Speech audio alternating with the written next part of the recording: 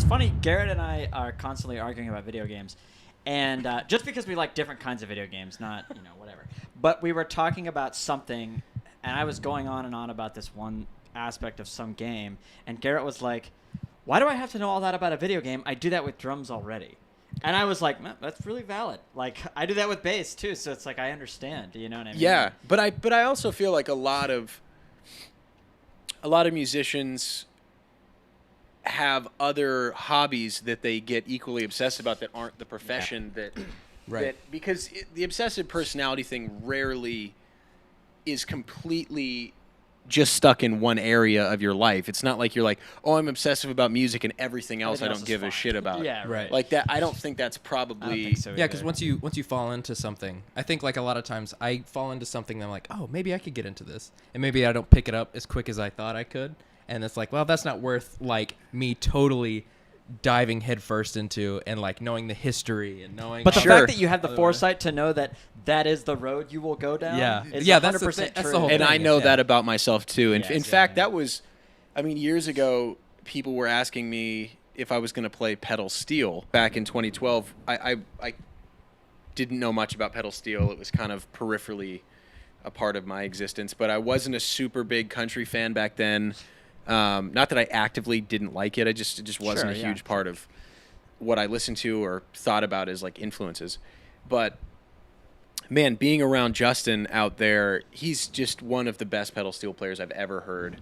Not only at playing like traditional, Buddy Emmons type stuff and Hawaiian stuff, but also taking it to a new place using delays and effects and, incorporating all the sort of like uncharted territory. To be honest, there's a ton of uncharted territory with pedal steel because it really hasn't been used outside of country music other than in the past like 20 years maybe. Yeah, it's such like a demanding instrument. I mean, most instruments are demanding. That's a stupid thing to say. But I just think like the amount of options you have I would say pedal of steel is a lot. The instruments that we regularly see in the West, it's the hardest instrument.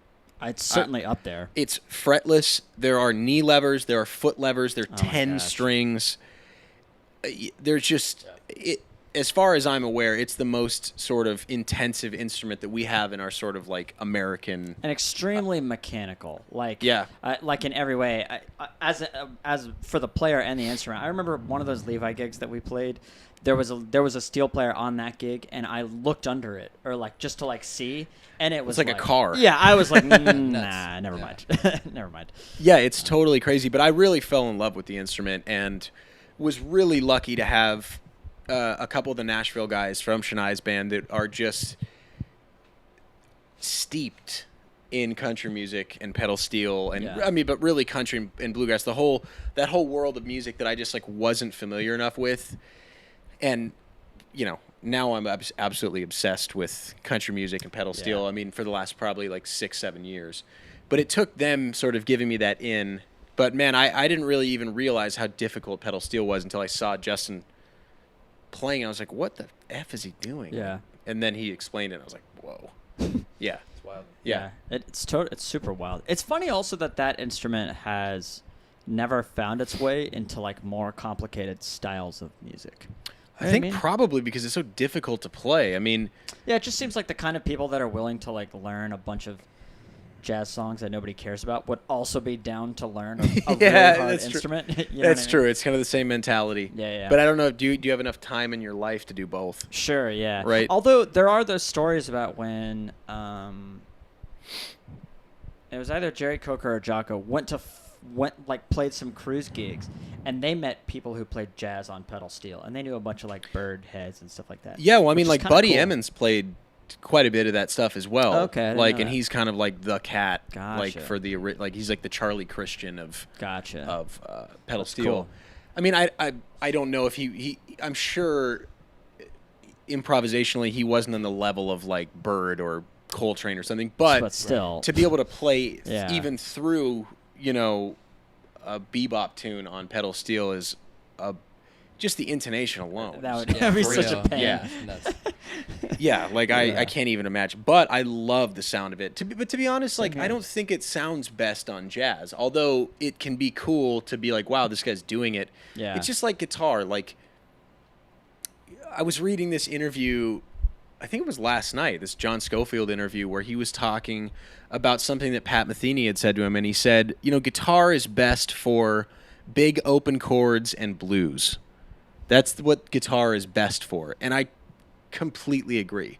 Yeah, I get it. Wow. Not that guitar can't be used for other stuff, and I've really learned to love jazz guitar more, but for a long time, without having the bending and vibrato on most players, like especially the traditional guys, obviously SCO is different, and certain modern-ish players have a lot more. Sort of players after Hendrix and Clapton have more of that in there, but I've learned to really appreciate it. But I used to always be like, man, like guitar is not the best instrument to solo, especially, or even comp in jazz. It's like piano has such a more linear layout and is so much better for being able to access different voicings and stuff.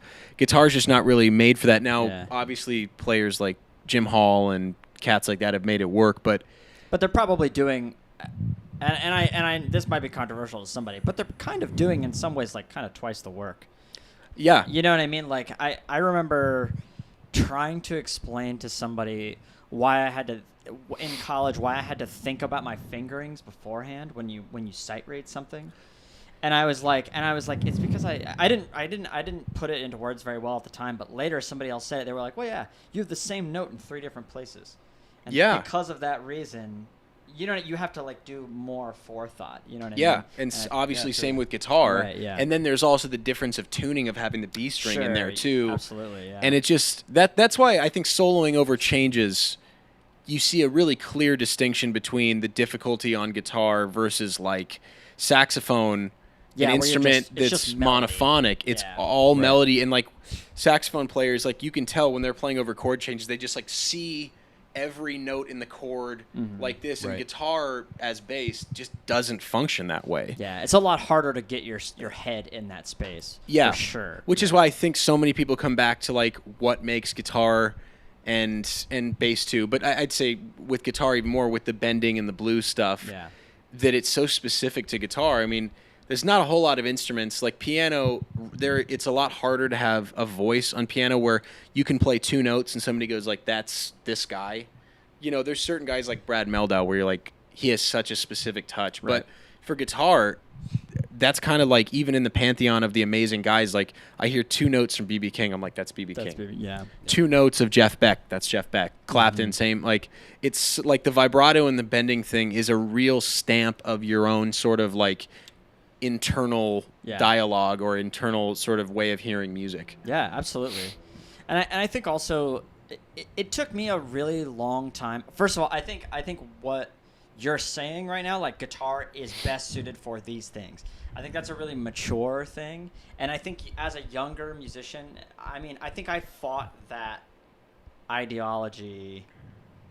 I think ideology or ideologies.